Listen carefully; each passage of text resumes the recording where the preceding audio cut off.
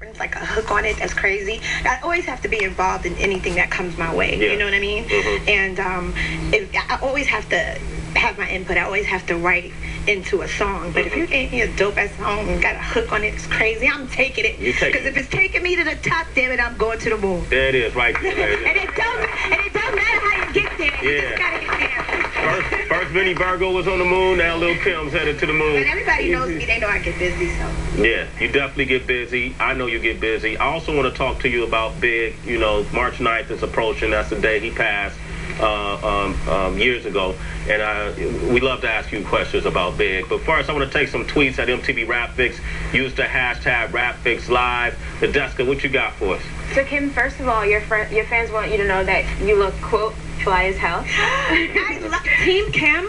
I would die without them. Yeah, your fans really do love you. I don't know what I would do without them. I owe them so much, and they just don't know. Like, I know my absence is like killing them. I've seen the tweets. You know, silence is golden. You know what I mean? It's better to get it together and present to them the best damn cake that you can present than to bring out a cake that's sloppy, hollow, and it doesn't taste good. Wow. Well, they're excited for your new music, and so IG says you're known for reinventing yourself on every album. How do you plan on reinventing yourself this time around? Oh, that has to be a secret, because I think the ambiance to reinventing yourself is just breaking out with the reinvention. Surprising them with it. Exactly. Okay. We want to know, Lil Kim's niece wants to know, is there anything you regret doing or not doing in your career? Anything I regret doing. You gotta be honest. Or not doing, yeah. That's a big one. You gotta yeah, you want me to share? You know me. Can you hear the story? Okay, a long time ago when I was with Puffy, because Puffy managed me, but he also was basically the label. Puffy was my everything. Everybody knows that. He did mostly everything for me. But a long time ago, Leor had put in a call to me. Leor Cohen, music executive. Leor Cohen. Yeah. And, you know, I love Leor. He was always somebody I looked up to, and I was like... Used to run Def Jam. Used to run Def Jam, and he also came to my label, Atlantic, later on, so that's how we got closer. But before, when he was at Def Jam, he called me to be on the Cisco Thong song, right? And at that time, I was trying to be a businesswoman, but I was a baby. I didn't know what I was doing. So I was, you know, listening to whoever was around me that I looked up to.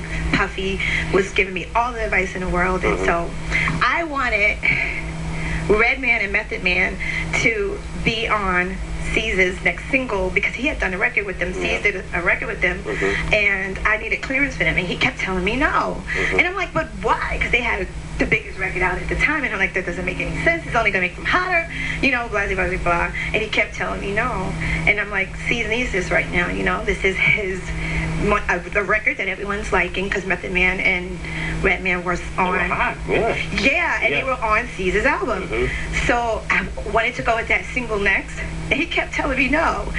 And he was like, but I want you to be on this single, you know, that I have with Cisco coming out. The Thong song wasn't out yet. And so I was like, okay, I'll do it. Give me clearance. He was like, no. So I was like, okay. So I was like, I'll talk to you later. I called Puffy. I was like, what should I do? He was like, tell Leor to, you know, you're going to keep saying no until he says yes. So I called him back, because I told him I was going to call him back. I said, well, my answer is still no until you say yes. And the song came out. And it would happen to be one of the biggest songs in a decade, the Thong song.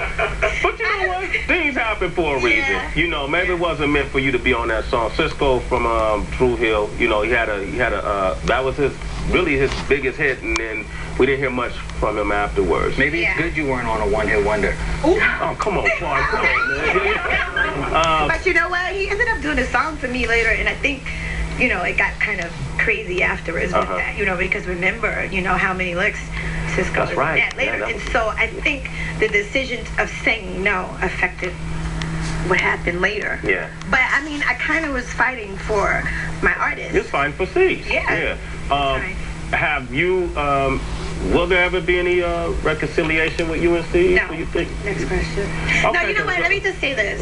you know, I can always see when someone's being sincere and he's not sincere. You know what I mean? He's just doing everything to get his name back out there. I mean, behind the scenes things happen, and you test sincerity, and I've tested it because everyone deserves a forgiving. I will never forget. I'll never forget anything. You know what I mean? But everyone deserves a forgiving, and when I tested it, it wasn't sincere. It was just all about, being. So, no, that we won't see that Junior Mafia thing happen. No. Okay. Until my respect is there from everybody from that area. You know? Because we were supposed to do something at the Barclays Center, and I just wanted my respect. And we'll talk about that later. Yeah, well, you a boss. That's a little kill right there, all right? You got to respect.